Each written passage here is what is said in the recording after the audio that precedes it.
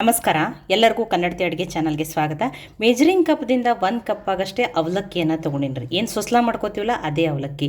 ಕೆಲವರು ಇದನ್ನು ಮೀಡಿಯಮ್ ಅವಲಕ್ಕಿ ಅಂತಲೂ ಕರೀತಾರೆ. ಈ ಅವಲಕ್ಕಿಯನ್ನು ಏನು ಮಾಡೋಣ್ರಿ, ಫಸ್ಟ್ ಚಾಣಿಸ್ಬಿಟ್ಟು ತೊಗೊಳ್ಳೋಣ. ಇವತ್ತು ಟೇಸ್ಟಿಯಾಗಿರುವಂಥ ಒಂದು ಸ್ವೀಟ್ ರೆಸಿಪಿಯನ್ನು ಮಾಡೋಣ.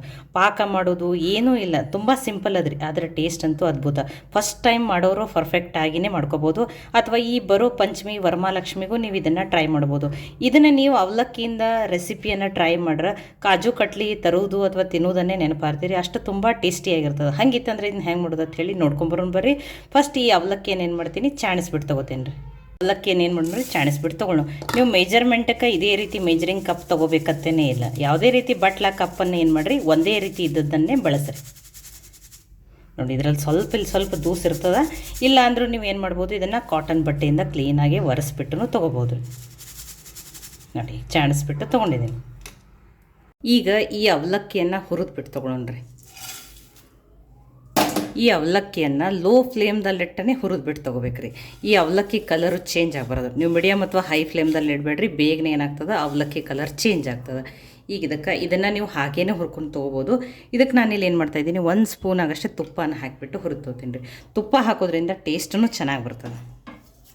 ನೋಡಿ, ಈಗ ಇದನ್ನು ಏನು ಮಾಡೋಣ್ರಿ, ಲೋ ಫ್ಲೇಮ್ದಲ್ಲಿಟ್ಟನೆ ಈ ಅವಲಕ್ಕಿ ಎಲ್ಲ ಕ್ರಿಸ್ಪಿ ಆಗೋವರೆಗೂ ಹುರಿದ್ಬಿಟ್ಟು ತೊಗೊಂಡ್ರಿ. ಅವಲಕ್ಕಿ ಕಲರ್ ಚೇಂಜ್ ಆಗಬಾರ್ದು ರೀ. ನೀವು ಮೀಡಿಯಮ್ ಅಥವಾ ಹೈ ಫ್ಲೇಮ್ದಲ್ಲಿಟ್ಟರೆ ಬೇಗನೆ ಕಲರ್ ಚೇಂಜ್ ಆಗಿಬಿಡ್ತದೆ. ಇದನ್ನು ಈ ರೀತಿ ಕಂಟಿನ್ಯೂ ಆಗಿಯೇ ನೀವು ಕೈ ಆಡಿಸ್ಬಿಟ್ಟೇ ತೊಗೊರಿ. ಇಲ್ಲಾಂದರೆ ಏನಾಗ್ಬಿಡ್ತಾವೆ, ಮತ್ತು ಅವಲಕ್ಕಿನೂ ಬೇಗನೆ ಸೀದು ಹೋಗ್ಬಿಡ್ತಾವೆ. ನೋಡಿ, ಫುಲ್ ಕ್ರಿಸ್ಪಿ ಆಗ್ಬೇಕ್ರಿ, ಅದರ ಕಲರ್ ಚೇಂಜ್ ಆಗ್ಬಾರ್ದು. ಇದ್ರದ್ದು ಆದಷ್ಟು ಲೋ ಫ್ಲೇಮ್ದಲ್ಲಿಟ್ಟನೆ ಹುರ್ಕೊರಿ. ಮತ್ತು ಪಾತ್ರೆ ತಳ ದಿಪ್ಪಿರೋ ಕಡಾಯಿ ಎಣ್ಣೆ ಆ ಥರದ್ದನ್ನೇ ತೊಗೊರಿ. ಈಗ ಇವು ಅವಲಕ್ಕಿ ಹುರಿದು ಕ್ರಿಸ್ಪಿನೂ ಆಗ್ಯಾವ್ರಿ. ನೋಡಿ, ಅವಲಕ್ಕಿ ಕಲರ ಒಂದು ಚೂರೂ ಚೇಂಜ್ ಆಗಿಲ್ಲ ರೀ. ಈಗ ಇವನ್ನೇನು ಮಾಡ್ಕೋತೀನಿ, ಗ್ಯಾಸನ್ನು ಆಫ್ ಮಾಡಿಬಿಟ್ಟು ಬೇರೆ ಪ್ಲೇಟಿಗೆ ಹಾಕೋತೀನಿ ರೀ. ಈ ಅವಲಕ್ಕಿಯನ್ನು ಈ ಪ್ಲೇಟಿಗೆ ಹಾಕ್ಕೊಂಡಿದ್ದೀನಿ. ಈಗ ಇವೇನಾಗಲಿ ರೀ, ಕಂಪ್ಲೀಟಾಗಿ ಆರಲಿ ರೀ. ಆರಿದ್ಮೇಲೆ ನಾನು ಏನು ಮಾಡ್ತೀನಿ, ಮಿಕ್ಸಿಗೆ ಹಾಕ್ಕೊಂಡ್ಬಿಟ್ಟು ಫೈನ ಪೌಡ್ರ್ ಮಾಡ್ಕೋತೀನಿ ರೀ. ಇದನ್ನೇನು ಮಾಡ್ತೀನಿ, ಅನ್ಕತಕ ಸೈಡಿಗೆ ಇಡ್ತೀನಿ. ಈಗ ಪ್ಯಾನ್ ಅಂತೂ ಬಿಸಿ ಅದ್ರಿ. ಇದಕ್ಕೆ ಈ ಮೇಜರಿಂಗ್ ಕಪ್ಪದಿಂದನೇ 1 ಕಪ್ ಆಗಷ್ಟು ಹಾಲನ್ನು ಹಾಕ್ತೇನೆ ರೀ.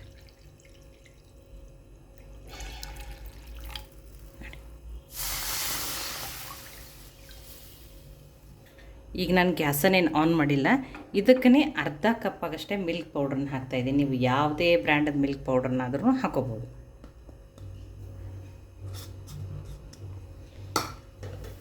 ಈಗ ಇದನ್ನು ಮಿಕ್ಸ್ ಮಾಡ್ಕೊಂಡ್ರಿ. ನೋಡಿರಿ, ಫಸ್ಟೇ ನೀವು ಬಿಸಿ ಹಾಲಿನಾಗ ಅದು ಹಾಕಿದ್ರೆ ಬೇಗನೆ ಗಂಟಾಗಿಬಿಡ್ತದೆ. ಅದಕ್ಕೆ ಏನು ಮಾಡಿರಿ, ಫಸ್ಟ್ ಪ್ಯಾನ್ ಅಂತೂ ಬಿಸಿ ಅದ, ಈ ರೀತಿ ಹಾಕಿಬಿಟ್ಟು ಹಾಲಿನ ಪೌಡ್ರ್ ಮಿಕ್ಸ್ ಆದಮೇಲೆ ಆಮೇಲೆ ಗ್ಯಾಸನ್ನು ಆನ್ ಮಾಡ್ಬೇಕ್ರಿ. ಈಗ ಇದನ್ನೆಲ್ಲನೂ ಏನು ಮಾಡ್ಕೊಂಡಿದ್ರೆ ನೀಟಾಗಿ ಮಿಕ್ಸ್ ಮಾಡ್ಕೊಂಡಿದ್ದೀನಿ.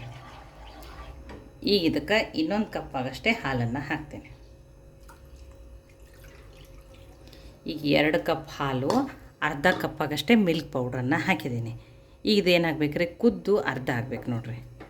ಅಂದರೆ 2 ಕಪ್ ಹಾಲು ಏನು ಹಾಕಿದ್ದೀನಲ್ಲ, ಅದು 1.5 ಕಪ್ ಆಗಷ್ಟೇ ಹಾಕಬೇಕು.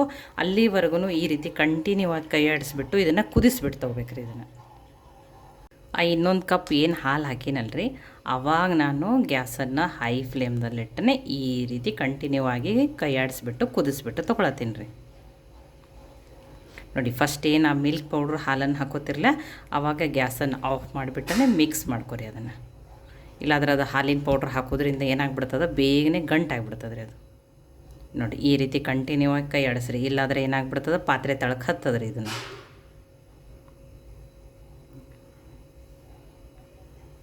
ನೋಡಿರಿ, ಇದು ಕುದಿ ಬಂದದ್ರಿ.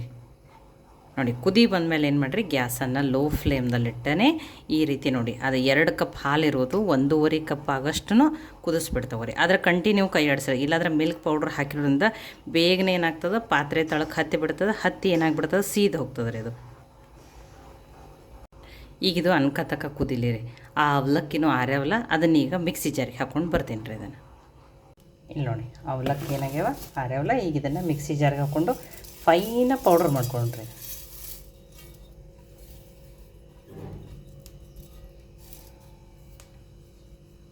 ಈಗ ಇದನ್ನು ಪೌಡ್ರ್ ಮಾಡ್ಕೊಂಬರ್ತೇನೆ ರೀ. ಈಗ ಇದನ್ನು ಫೈನ ಪೌಡ್ರ್ ಮಾಡ್ಕೊಂಬಂದೇನೆ ನೋಡಿರಿ. ನೋಡಿ, ಎಷ್ಟು ಸಣ್ಣ ಆಗ್ತದಲ್ಲ ಅಷ್ಟು ಫೈನ್ ಪೌಡ್ರ್ ಮಾಡ್ಕೊಡ್ರಿ. ಆ ಹುರಿದಿರೋದ್ರಿಂದನೂ ಬೇಗನೆ ಏನೋ ಆಗಿಬಿಡ್ತದೆ, ಸಣ್ಣ ಆಗಿಬಿಡ್ತದೆ. ಈಗ ಇದನ್ನು ಅನ್ಕತಕ್ಕ ಸೈಡಿಗೆ ಇಡೋಣ್ರಿ. ಆ ಹಾಲು ಕುದೀತಿರ್ತದಲ್ಲ ಅದನ್ನು ನೋಡು. ಈಗ ಇದು ಕುದ್ದದು ನೋಡಿರಿ, ಕುದ್ದನು ನೋಡಿರಿ ಎಷ್ಟು ಗಟ್ಟಿ ಆಗೈತೆ. ಈಗ ಇಲ್ಲೇನು ಮಾಡ್ಬೇಕೀಗ, ಅರ್ಧ ಕಪ್ಪಾಗಷ್ಟೇ ಸಕ್ಕರೆನ ಹಾಕ್ತಾಯಿದೆ. ಈಗ ಇದನ್ನು ಮಿಕ್ಸ್ ಮಾಡಿಬಿಟ್ಟು ಇನ್ನೊಂದು ಸ್ವಲ್ಪ ಕುದಿಸ್ಬಿಟ್ಟು ತೊಗೊಳ್ಳೋಣ. ಎಲ್ಲನೂ ಸಕ್ಕರೆ ಏನಾಗೈತೆ ಈಗ ನೀಟಾಗಿ ಮಿಕ್ಸ್ ಆಗಿದ್ರಿ. ಸಕ್ಕರೆ ಕರಗಲಿರಿ.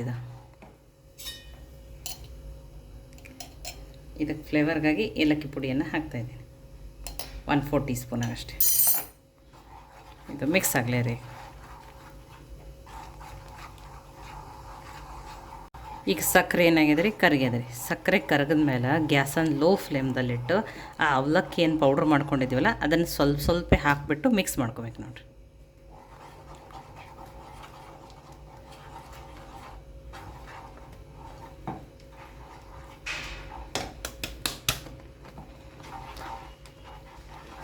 ಇಲ್ಲ ನಿಮಗೆ ಎಷ್ಟು ಫಾಸ್ಟ್ ತಿರುಗೋಕೆ ಬರಲ್ಲ ಅನ್ನೋರು ನೀವು ಗ್ಯಾಸನ್ನು ಆಫ್ ಮಾಡಿ ಇದನ್ನು ಅವಲಕ್ಕಿ ಪೌಡ್ರನ್ನು ಮಿಕ್ಸ್ ಮಾಡಿಕೊಂಡು ಮತ್ತೆ ಗ್ಯಾಸನ್ನು ಆನ್ ಮಾಡಿರಿ, ನಡೀತಾವೆ. ನೋಡಿ ನೀವು ತಿರುವುದಂಗೆ ಏನಾಗ್ತದೆ ರೀ, ಇದು ಗಟ್ಟಿ ಆಗಿಬಿಡ್ತದೆ ಬೇಗನೆ. ಈ ಪಾತ್ರೆ ತಳ ಬಿಡೋವರೆಗೂ ಇದನ್ನು ಬೇಯಿಸ್ಬಿಟ್ಟು ತೊಗೋಬೇಕ್ರಿ. ನೋಡಿ ನೀವು ತಿರುವುದಂಗೆ ಏನಾಗ್ತದೆ ರೀ, ಇದು ಗಟ್ಟಿ ಆಗಿಬಿಡ್ತದೆ ಬೇಗನೆ. ಈ ಪಾತ್ರೆ ತಳ ಬಿಡೋವರೆಗೂ ಇದನ್ನು ಬೇಯಿಸ್ಬಿಟ್ಟು ತೊಗೋಬೇಕ್ರಿ.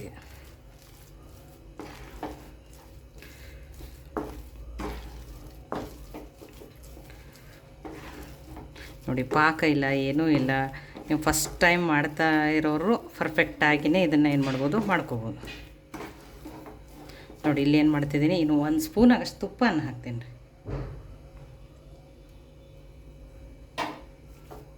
ನೋಡಿ ಟೇಸ್ಟೂ ಚೆನ್ನಾಗಿ ಬರ್ತದೆ ಮತ್ತು ಈ ಬರ್ಫಿಗೆ ಶೈನಿಂಗೂ ಬರ್ತದೆ ರೀ. ನೋಡಿ ಒಂದೇ ಸ್ವಲ್ಪನೇ ಬಿಟ್ಟರೆ ಈ ರೀತಿ ನೋಡಿರಿ ಪಾತ್ರೆ ತಳ ಅಂಟ್ಕೊಂಡಿರ್ತದೆ. ಅದಕ್ಕೆ ಕಂಟಿನ್ಯೂ ಆಗಿ ಕೈ ಆಡಿಸ್ಬಿಟ್ಟೆ ತೊಗೋಬೇಕು. ನೋಡಿ ನೀವು ತಿರುವುದಂಗೆ ಏನಾಗ್ಬಿಡ್ತದೆ, ಗಟ್ಟಿ ಆಗಿಬಿಡ್ತದೆ ರೀ. ಈ ರೀತಿ ಪಾತ್ರೆ ತಳ ಬಿಡೋವರೆಗೂ ನೀವು ಇದನ್ನು ಏನು ಮಾಡಬೇಕು, ಬೇಯಿಸ್ಬಿಟ್ಟು ತೊಗೋಬೇಕು ನೋಡಿರಿ. ಇಲ್ಲ ಬಾಳೆ ಸ್ವಲ್ಪ ನಿಮಗೆ ಅಂಟಕತ್ತದ ತನಿಷ್ರೆ ನೀವು ಇನ್ನೊಂದು ಸ್ಪೂನ್ ಆಗಷ್ಟೇ ತುಪ್ಪನ ಹಾಕೋರಿ, ನಡೀತದೆ.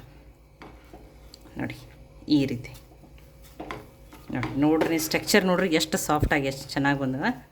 ಆದರೆ ಗ್ಯಾಸನ್ನು ಲೋ ಫ್ಲೇಮ್ದಲ್ಲೇ ಇಡ್ರಿ. ಇಲ್ಲ ನೀವು ಚೆಕ್ ಮಾಡ್ತೀರಂದ್ರೆ ನೋಡಿ ಈ ರೀತಿ ಮಾಡಿಬಿಟ್ಟು ಈ ರೀತಿ ಉಂಡೆ ಥರ ಪರ್ಫೆಕ್ಟಾಗಿ ಬರಾಕತ್ತದ ಅಂದ್ರೆ ಇದನ್ನು ಏನು ಮಾಡ್ಬೋದು, ನೀವು ಗ್ಯಾಸನ್ನು ಆಫ್ ಮಾಡಿ ಈಗ ಇದನ್ನು ಬೇರೆ ಪ್ಲೇಟಿಗೆ ಹಾಕೋಬೇಕು ನೋಡಿರಿ. ಇಲ್ಲಿವರೆಗೆ ಬರೋವರೆಗೂ ನೀವು ಇದನ್ನು ಏನು ಮಾಡಬೇಕು, ಬೇಯಿಸ್ಬಿಟ್ಟು ತೊಗೋಬೇಕು ನೋಡಿರಿ. ನಾನು ಇನ್ನೊಂದು ನಿಮಿಷ ಆಗಷ್ಟೇ ಬೇಯಿಸ್ಬಿಟ್ಟು ತೊಗೋತೀನಿ. ಈಗ ನೋಡಿರಿ ಎಷ್ಟು ತಿರುಗ್ತಿರಲ್ಲ ಅಷ್ಟೇನಾಗ್ತದೆ, ಗಟ್ಟಿ ಆಗಿಬಿಡ್ತದೆ ನೋಡಿ. ಮತ್ತು ಈಗ ಏನಾಗತ್ತದ ರೀ, ಇದೇ ಗಿನ್ಕಿತ್ತೂ ಗಟ್ಟಿಯಾಗಿ ಪಾತ್ರೆ ತಳ ನೋಡಿರಿ ಕಂಪ್ಲೀಟಾಗಿ ನೋಡಿರಿ. ಈಗ ಇದು ಪರ್ಫೆಕ್ಟಾಗಿ ರೆಡಿ ಆಗಿದೆ ಅಂದಂಗೆ ನೋಡಿರಿ. ಇದೇ ಗಿನ್ಕಿತ್ತ ನೋಡಿ ಎಷ್ಟು ಸಾಫ್ಟ್ ಈ ರೀತಿ ಆಯ್ತಂದ್ರೆ ಈಗ ಇದು ಪರ್ಫೆಕ್ಟಾಗಿ ರೆಡಿ ಆಗಿದೆ ಅಂದಂಗೆ. ಈಗ ಇದನ್ನು ಏನು ಮಾಡೋಣ, ಒಂದು ಪ್ಲೇಟಿಗೆ ಹಾಕೋತೀನಿ ರೀ. ಆ ಪ್ಲೇಟಿಗೆ ನಾನು ಏನು ಮಾಡಿದ್ದೀನಿ, ಫಸ್ಟೇ ತುಪ್ಪ ಹಚ್ಚಿ ರೆಡಿ ಮಾಡಿ ಇಟ್ಕೊಂಡೀನಿ ರೀ. ಈಗ ನೋಡಿ ನಾನು ಇದಕ್ಕೆ ಏನು ಮಾಡಿದ್ದೀನಿ, ಈ ಪ್ಲೇಟಿಗೆ ತುಪ್ಪನ ಹಚ್ಚಿಟ್ಕೊಂಡೀನಿ ರೀ. ಈಗ ಇದಕ್ಕೆ ಹಾಕೊಂಡು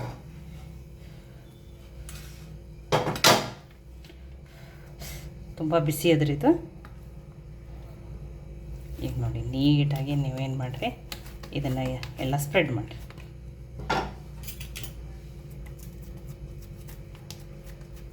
ಈ ಚಮಚಕ್ಕೆ ಒಂಚೂರು ತುಪ್ಪ ಹಚ್ಕೊಂಡಿದ್ದೀನಿ. ಇದರಿಂದನೇ ಬೇಗನೆ ಈ ರೀತಿ ಎಲ್ಲನೂ ಸ್ಪ್ರೆಡ್ ಮಾಡ್ಕೊತೀನಿ ನೋಡಿರಿ.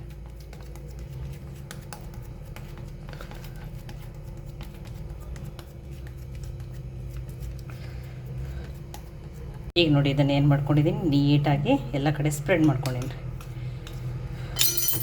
ಸ್ವಲ್ಪ ಕೈ ಆರದ ಮೇಲೆ ಈ ರೀತಿ ನಾವು ತಟ್ಟಿಬಿಟ್ಟು ತೊಗೋಬೋದು.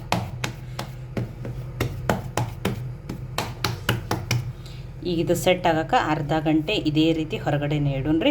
ಇಲ್ಲ ನಿಮಗೆ ಬೇಗನೆ ಮಾಡೋದೈತಂದ್ರೆ ನೀವು ಫ್ರಿಜ್ನಲ್ಲಿನೂ ಒಂದು 10ರಿಂದ 15 ನಿಮಿಷ ಇಟ್ಟು ಆಮೇಲೆ ಕಟ್ ಮಾಡಿಬಿಟ್ಟು ತೊಗೋಬೋದು. ಈಗ ಇದು ಆಗಲಿ ರೀ, ತುಂಬ ಬಿಸಿ ಅದು. ಆರದ್ಮೇಲೆ ನಾನು ನಿಮ್ಗೆ ಏನು ಮಾಡ್ತೀನಿ, ಕಟ್ ಮಾಡಿಬಿಟ್ಟು ತೋರಿಸ್ತೀನಿ ರೀ. ಈಗ ಇದು ಪೂರ್ತಿಯಾಗಿ ಆರ್ಯದ ನೋಡ್ರಿ. ಆಮೇಲೆ ನೋಡ್ರಿ ಪ್ಲೇಟನ್ನು ತಾನಾಗೆ ಬಿಡಾತದ. ನೋಡಿ ಈಗ ಇದನ್ನು ಕಟ್ ಮಾಡೋಣ್ರಿ. ನಿಮಗೆ ಯಾವ ಸೈಜು ಶೇಪ್ದಲ್ಲಿ ಬೇಕಾ ನೀವು ಆ ರೀತಿ ಕಟ್ ಮಾಡ್ಕೊರಿ. ತುಂಬ ಸಿಂಪಲ್ ಅದ್ರಿ. ಫಸ್ಟ್ ಟೈಮ್ ಮಾಡೋರ್ನು ಪರ್ಫೆಕ್ಟಾಗಿಯೇ ಮಾಡ್ಕೋಬೋದು ಮತ್ತು ತುಂಬ ಸಾಫ್ಟಾಗಿಯೂ ಇರ್ತದೆ. ನೀವು ಈ ಕಾಜು ಬರ್ಫಿ ಅಥವಾ ಕಾಜು ಕಟ್ಲಿ ಏನು ತಿಂತೀರಲ್ಲ ಅದರಷ್ಟೇ ಸಾಫ್ಟಾಗಿ ಬರ್ತದೆ ರೀ. ನೋಡಿ ಎಲ್ಲರಿಗೂ ಕಾಜು ಕಟ್ಲಿ ಅಂತೂ ತಂದು ತಿನ್ನೋಕ್ಕಾಗಲ್ಲ, ಆದರೆ ಅದ್ರ ಥರನೇ 1 ಕಪ್ ಅವಲಕ್ಕಿಯಲ್ಲಿನೇ ದಿಢೀರಾಗಿ ಒಂದು 10 ನಿಮಿಷದಲ್ಲಿ ನೀವು ಇದನ್ನು ರೆಡಿ ಮಾಡ್ಕೋಬೋದು. ತುಂಬ ಸಿಂಪಲ್ ಅದ್ರಿ, ಅದರ ಟೇಸ್ಟ್ ಅಂತೂ ಅದ್ಭುತ. ನೋಡಿ ನಾನು ಈ ರೀತಿ ಕಟ್ ಮಾಡಿಬಿಟ್ಟು ತೊಗೊಂಡಿದ್ದೀನಿ. ನೋಡಿ ನಾನು ನಿಮಗೆ ಇದನ್ನ ತೆಗೆದುಬಿಟ್ಟು ತೋರಿಸ್ತೀನಿ ನೋಡಿರಿ. ನೋಡಿ ಕೆಲವೊಬ್ರು ಏನು ಹೇಳ್ತಾರೆ, ಕೆಲವೊಂದು ಸ್ವೀಟ್ಸಿಗೆ ಪಾಕ ಮಾಡೋದಿರ್ತದೆ, ಒಂದೇಳೆ ಪಾಕದು. ನಮಗೆ ಆ ರೀತಿ ಬರೋದಿಲ್ಲ ಪರ್ಫೆಕ್ಟಾಗಿ, ನಮ್ಮದು ಪಾಕ ಕೆಟ್ಟುಬಿಡ್ತದೆ. ಇದು ಏನೂ ಇಲ್ಲ ರೀ, ತುಂಬ ಸಿಂಪಲ್ ಅದ ರೀ. ಮತ್ತು ನೋಡಿ ಸ್ಟ್ರಕ್ಚರು ನೋಡಿರಿ ಎಷ್ಟು ಚೆನ್ನಾಗಿ ಬಂದದ. ಇದನ್ನು ನೀವು ಯಾವುದೇ ರೀತಿ ಡ್ರೈ ಫ್ರೂಟ್ಸ್ದಿಂದನೂ ಗಾರ್ನಿಷ್ ಮಾಡ್ಬೋದು. ನಾನು ಒಂದು ಸ್ವಲ್ಪ ಸಣ್ಣದಾಗಿ ಪಿಸ್ತಾನ ಕಟ್ ಮಾಡಿ ಹಾಕಿದ್ದೀನಿ. ನೀವು ಬಾದಾಮನ್ನು ಸಣ್ಣದಾಗಿ ಕಟ್ ಮಾಡಿ ಹಾಕೋಬೋದು. ಇಲ್ಲ ಎಲ್ಲನೂ ಹಿಟ್ಟಿನಲ್ಲಿನೇ ಹಾಕ್ತೀರಂದ್ರೆ ನೀವು ಆ ರೀತಿಯೂ ಮಾಡ್ಕೋಬೋದು. ನೋಡಿ ಎಷ್ಟು ಚೆನ್ನಾಗಿ ಬಂದವು, ಎಷ್ಟು ಪರ್ಫೆಕ್ಟಾಗಿ. ನಾನು ನಿಮಗೆ ಮುರಿದು ಬಿಟ್ಟು ತೋರಿಸ್ತೀನಿ ನೋಡಿರಿ, ಎಷ್ಟು ಸಾಫ್ಟ್ ಅದ ನೋಡಿರಿ. ನೋಡಿ ದಿಢೀರಾಗಿಯೇ ನೀವು ಇದನ್ನು ಈ ಸ್ವೀಟನ್ನು ರೆಡಿ ಮಾಡ್ಕೋಬೋದು ನೋಡಿರಿ. ನೋಡಿ ನಾನು ನಿಮಗೆ ಸಮೀಪದಿಂದನೂ ತೋರಿಸಿದ್ದೀನಿ ಎಷ್ಟು ಸಾಫ್ಟಾಗಿ, ಎಷ್ಟು ಚೆನ್ನಾಗಿ ಟೇಸ್ಟಿಯಾಗಿರುವಂಥ ಅವಲಕ್ಕಿ ಬರ್ಫಿ ರೆಡಿ ಈಗ ನೋಡಿರಿ. ನೋಡಿ ಎಷ್ಟು ಪರ್ಫೆಕ್ಟಾಗಿ ನೋಡಿರಿ. ಒಂಚೂರೂ ಪಾತ್ರೆಗೆ ಏನೂ ಹತ್ತಿಲ್ಲ. ನಾನು ಯಾವ ಟಿಪ್ಸನ್ನು ಹೇಳಿದ್ದೀನಿ ನೀವು ಕರೆಕ್ಟಾಗಿಯೇ ಮಾಡ್ಕೊರಿ. ಫಸ್ಟ್ ಟೈಮ್ ಮಾಡೋರು ಪರ್ಫೆಕ್ಟಾಗಿಯೇ ಮಾಡ್ಕೋಬೋದು. ಈ ಅವಲಕ್ಕಿ ಬರ್ಫಿ ರೆಸಿಪಿ ನಿಮ್ಗೆ ಇಷ್ಟ ಆಗಿತ್ತಂದ್ರೆ ಲೈಕ್ ಮಾಡಿ, ಶೇರ್ ಮಾಡಿ, ಕಮೆಂಟ್ ಮಾಡಿರಿ. ಖಂಡಿತನೂ ಟ್ರೈ ಮಾಡಿ ನನಗೆ ಹೆಂಗೆ ಬಂದಿತ್ತು ತಿಳಿಸ್ರಿ. ಈಗ ಬರೋ ಗಣೇಶ ಹಬ್ಬ, ವರಮಹಾಲಕ್ಷ್ಮಿಗೆ ಇದನ್ನು ಖಂಡಿತ ಟ್ರೈ ಮಾಡಿರಿ. ಮತ್ತು ಒಳ್ಳೆ ಹೊಸ ರೆಸಿಪಿಗಳಿಗಾಗಿ ಕನ್ನಡತಿ ಅಡುಗೆ ಚಾನಲನ್ನು ಸಬ್ಸ್ಕ್ರೈಬ್ ಮಾಡಿ, ಬೆಲ್ ಐಕಾನ್ ಪ್ರೆಸ್ ಮಾಡೋದನ್ನು ಮರಿಬೇಡ್ರಿ. ಮತ್ತೊಮ್ಮೆ ಧನ್ಯವಾದಗಳು. ನಾಳೆ ಮತ್ತೆ ಹೊಸ ರೆಸಿಪಿ ಜೊತೆ ಸಿಗೋಣ.